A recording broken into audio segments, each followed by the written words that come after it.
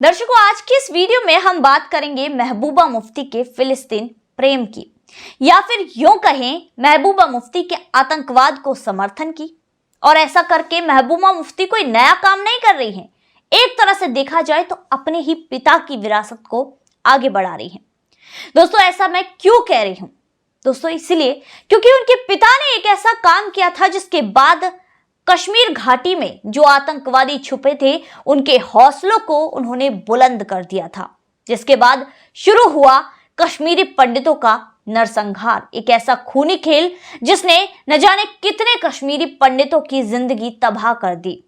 कश्मीरी हिंदुओं की महिलाओं की इज्जत आबरू को सरेआम नीलाम करवा दिया और न जाने कितनों को मरवा दिया। दोस्तों, ये एक ऐसा घिनौना काम था। और दोस्तों, आज की इस वीडियो में मैं आपको ये सारी बातें विस्तार से बताने जा रही हूं कि कैसे कश्मीर घाटी में जो हिंदुओं का नरसंहार हुआ था उसके पीछे जो छुपा हुआ मास्टरमाइंड है, कहीं ना कहीं मुफ्ती परिवार ही है। दोस्तों, आज की इस वीडियो में मैं ये सारे खुलासे करूंगी और बताऊंगी कि कैसे मुफ्ती परिवार ने, या फिर यूं कहें कि महबूबा मुफ्ती के पिता ने आतंकवाद को बढ़ावा दिया था और एक ऐसा काम कर दिया था जिसके बाद आतंकवादियों के हौसले बुलंद हो गए थे। दोस्तों, इस वीडियो को अंत तक जरूर देखिएगा। ये वीडियो बहुत ज्यादा इंपॉर्टेंट होने वाला है और बहुत ही ज्यादा इंटरेस्टिंग भी होने वाला है। इस वीडियो के माध्यम से मैं आपको वो सारी जानकारियां दूंगी जो जानकारियां अभी तक आप तक नहीं पहुंच पाई हैं। दोस्तों, गाजा पर जिस तरह से इजराइल ने जब जवाबी कार्यवाही की, उसके बाद ऐसे ही कट्टरपंथी बौखला गए। उन्हीं में शामिल होता है महबूबा मुफ्ती का नाम। हाल ही में महबूबा मुफ्ती ने कश्मीर में एक विरोध प्रदर्शन किया और फिलिस्तीन का हाथ में झंडा लेकर वो फिलिस्तीन का समर्थन करती हुई नजर आई और इजराइल का विरोध करती हुई नजर आई, जिसके बाद इजराइल के विरोध में नारेबाजी भी की गई और लगातार ये कहा गया कि इजराइल ने फिलिस्तीन पर कब्जा कर लिया है और अगर इजराइल इसी तरह की हरकत करेगा और फिलिस्तीन पर इस तरह का जुल्म करेगा, जालिम तक इजराइल को कहा गया, जुल्म करेगा, तो यहां पर और भी लोग हथियार उठा लेंगे और दुनिया के लिए यह अच्छा नहीं होगा।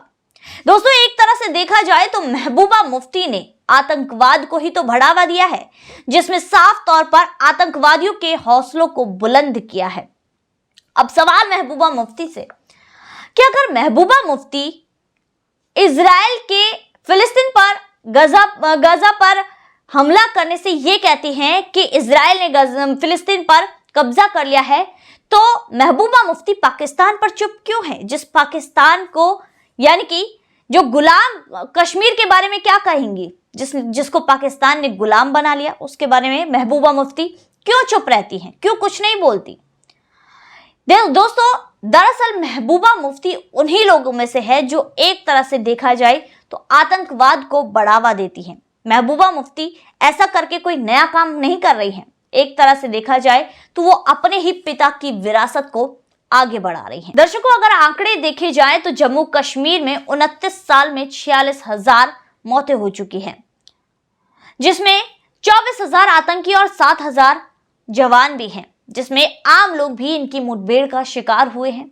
दरअसल दोस्तों, देश में सरकार उस समय पर बनी थी 1979 में वीपी सिंह की। 8 दिसंबर 1979 सरकार वीपी सिंह की और पहले मुस्लिम गृह मंत्री बने मुफ्ती मोहम्मद सईद। जब मुफ्ती मोहम्मद सईद गृह मंत्री बने, उसके बाद श्रीनगर में एक स्क्रिप्ट लिखी जा चुकी थी, जिसमें उनकी छोटी बेटी राबिया सईद मेन कैरेक्टर के रूप में दिखाई दी।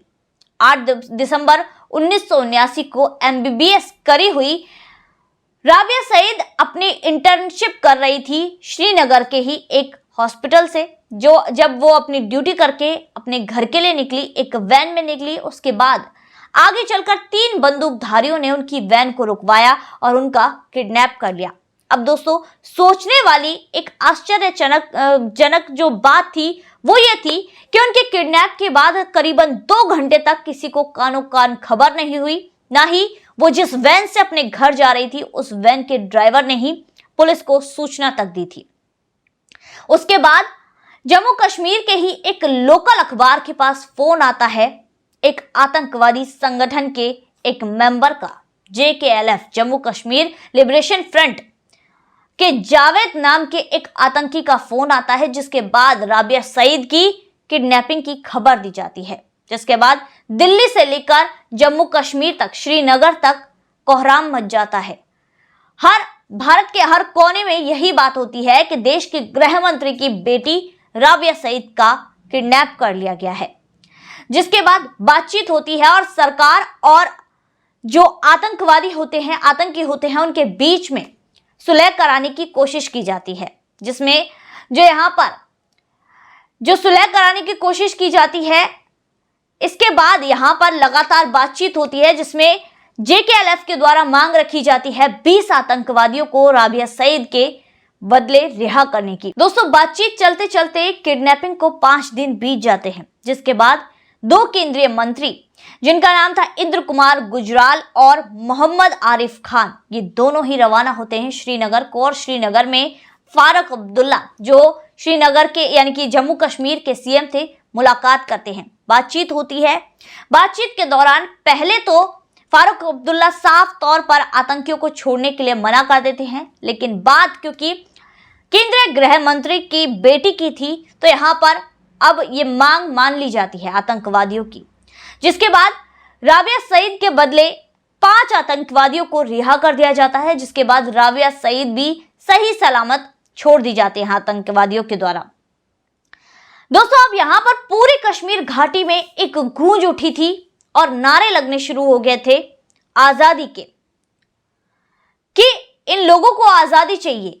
यहां पर जो खुशी थी वो राबिया सईद के वापस आने की नहीं थी, बल्कि आतंकवादियों की एक जीत की थी, जिसने सरकार आतंकवादियों के सामने झुक गई और उसके बाद आतंकवादियों के हौसले बुलंद हो गए। जिसके बाद ही शुरू हुआ एक खूनी खेल, एक ऐसा खूनी खेल जिसके बाद कश्मीरी पंडितों को वो प्रताड़ना दी गई, ऐसे काम उनके साथ किए गए, ऐसा नरसंहार किया गया, जिसके बाद शायद कश्मीर घाटी इस नरसंहार को कभी भूल नहीं पाएगी।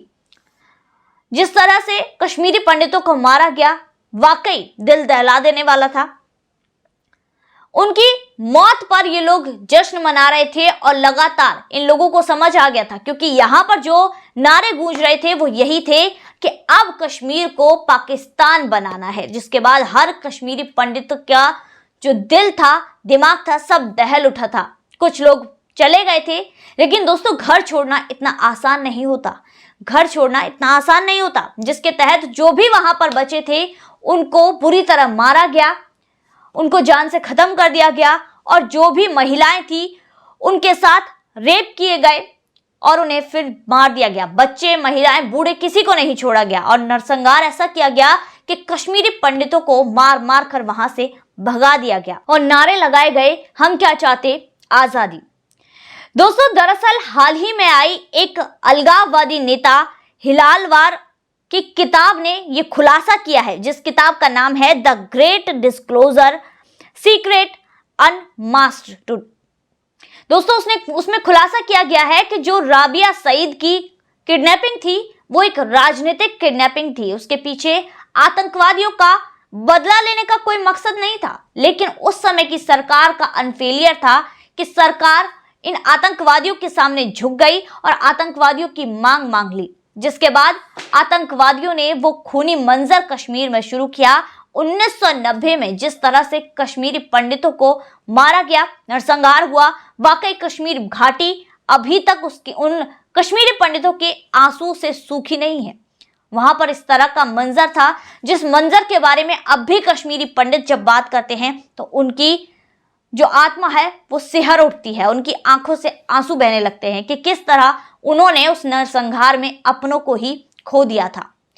तो दोस्तों, जिस तरह से इस किताब में खुलासा किया गया है और जिस तरह से ये सारी कहानी हुई, उसमें कहीं ना कहीं मास्टरमाइंड जो महबूबा मुफ्ती के पिता वही माने जाते हैं। तो दोस्तों, महबूबा मुफ्ती भी उसी विरासत को आगे बढ़ा रही हैं और फिलिस्तीन का समर्थन करके एक तरह से आतंकवाद का समर्थन कर रही हैं। तो दोस्तों, आज की वीडियो में बस इतना ही। फिर मुलाकात होगी ऐसी वीडियो के साथ। तब तक के लिए देखते रहिए थिंक टैंक।